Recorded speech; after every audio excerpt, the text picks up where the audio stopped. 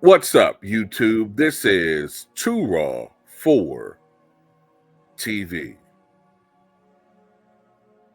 All right, so Marlon Wayans recently confirmed that he and Sean, and maybe Keenan, because Keenan directed the movie, I'm not sure about that, but the Wayans brothers are working or will be working on a White Chicks sequel.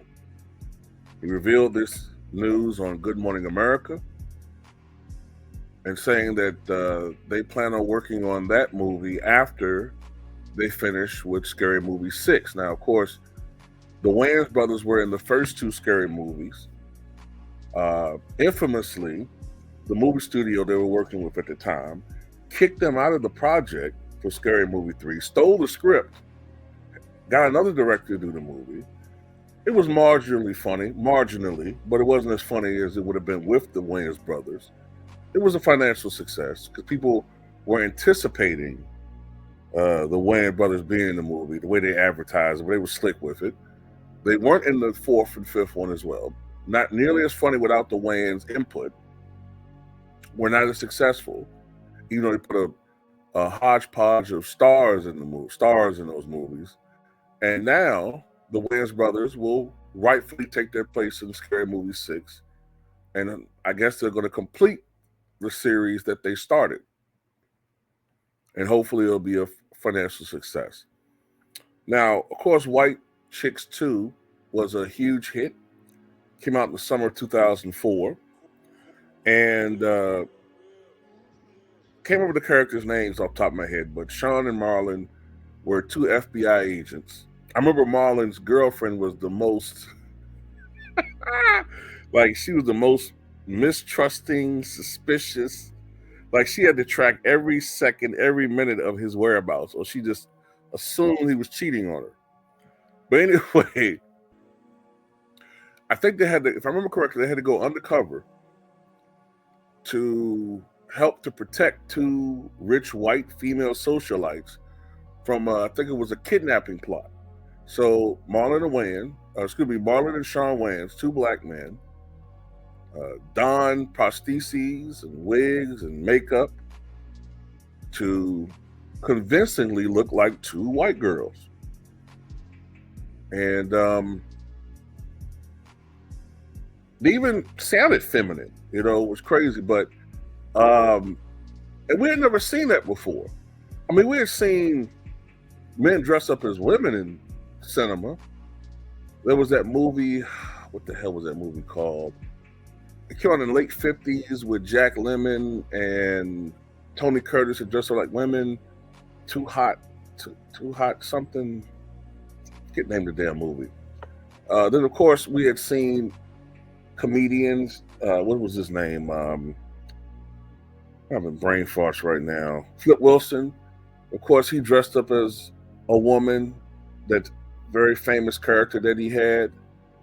But we had never seen a black man convincingly dress up like a white girl. And they did it. And even though you got a lot of people who now claim they didn't watch the movie, they didn't like the movie, that movie was beloved by most people that I know. They thought it was funny. Before society told them it was wrong for black men to dress up like women because it emasculates them, it makes them sellouts, it feminizes them, etc., etc., etc. This is my take on this, though. I'm not certain, and I could be wrong, but I'm not sure if this movie is going to do as well now because of the political realities. Our society and culture is different now. We've seen totally politicize. We politicize everything now. And now the culture tells us that if, in particular, a black man, if you dress up like a woman in cinema or in movies or whatever, then you're selling out. You're taking away your manhood. You know, you can't be taken seriously, etc., etc. And look, this is how I feel about it. Okay, when you look at the history of comedy, because they are comedians. And by the way, Flip Wilson, the female character he played, name was Ernestine, I think it was. But anyway, I had to think about it for a second. When you look at the history of comedy, you go all the way back to hell, hundreds and hundreds and hundreds of years ago. Performers, men were dressing up as women to play women parts. But not to go back that far, but you go back to vaudeville, you go back to hell, the days of, Milton Berle on his show. The Milton Berle show, what was it called? I think it was called the Texaco, I'm kind of fuzzy today. The Texaco Theater, whatever the hell it was called, late 40s, early 50s. He used to dress up as a woman. When you look at comedians back in the day, the shows that came on in the 60s and 70s, Red Fox dressed up as a woman. Before the Wayans brothers, Eddie Murphy, he oftentimes dressed up as a woman. We didn't think nothing of it. Big Mama's House, Martin Lawrence did it. It didn't become a problem until the advent of social media, and you started hearing how so many performers were forced to do it against their will. Now that's where the problem comes, in my opinion. The problem comes when it's not necessary for the performer to do that. When it's not necessary for a performer to put on a dress. You know what I'm saying? Like if the studio was trying to pressure some dude into doing it, then that's some weird shit. Okay. If you're an actor and you're playing a transvestite or something, if you choose to do that role, it becomes necessary for you to do that because you're playing a character. But some people, I don't know, some people don't look at it like that. They look at it like, well, you still got to represent such and such and blah, blah, blah. And, then if you can't sell out and da, da, da, da, da, right? But then I noticed what some of these people, when an actor then takes on, the actor takes on their responsibility, right? And all of a sudden they were supposed to represent something. When that actor gives a social commentary perspective or an opinion, whatever, that you don't agree with, then you tell them to shut up. You're an actor. Nobody wants to hear what you guys say. So I'm just saying, like, to me,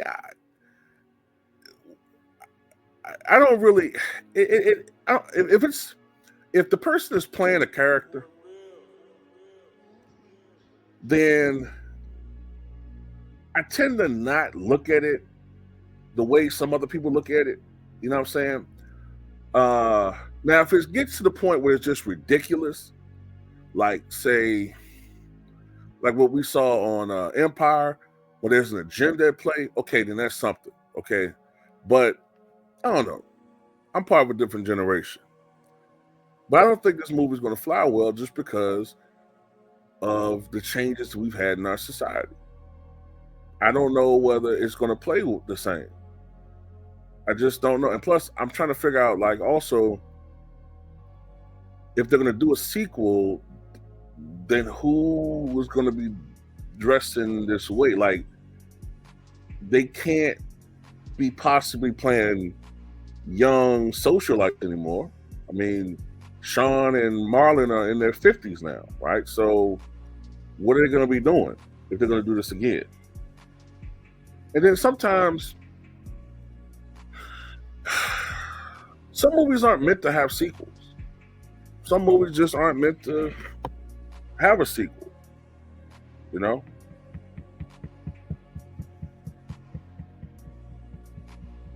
that's just my opinion, though. Okay, but the White Chicks, of course, starred Sean and Marlon Wayans, directed by Keenan Ivory Wayans, and I remember that was the first movie where Terry Crews really got to show his chops.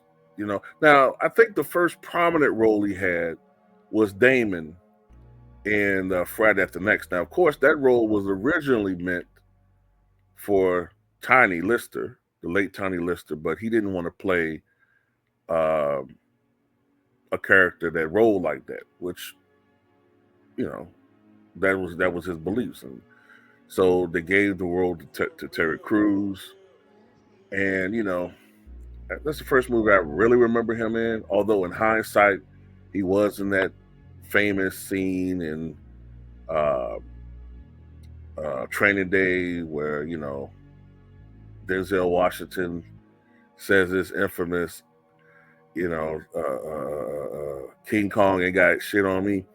But yeah, White Chicks the first time I seen Terry Crews' acting chops, and or comedic chops, I should say, not acting chops, comedic chops, and I was amazed to find out a lot of the stuff that he was doing was improvised. Like when they were in the car and they played Vanessa Carlton's "1,000 Miles," and that was pretty much improvised by Terry Crews. So he has some talent. Now, of course, I remember Terry Crews from playing football. I think he played for the Denver Broncos. I think he played for the Redskins. He wasn't a great player, but he played in the NFL. Transitioned into acting. I think he was a bodyguard at first, if I'm not mistaken. Or am I mixing him up with Michael Clark Duncan? No, I think I'm mixing him up with Michael Clark Duncan. He transitioned into acting, and it was small roles at first. And like I said, Damon was the first role I really remember him in, but White Chicks was the thing that really catapulted him into becoming more of a star, and then we've seen him in primarily comedic roles afterwards. But anyway, yeah, I'm not sure this movie's going to do well, man. I don't know, because I mean, people my generation will watch it. I'm just not sure. Like, but then again, I don't count out the Wayans, man. They know how to make adjustments to changing cultural and societal norms. You know what I'm saying? So I won't count them out, man. And I think they're the most talented family ever when it comes to the entertainment industry. So we'll see. So what you guys think?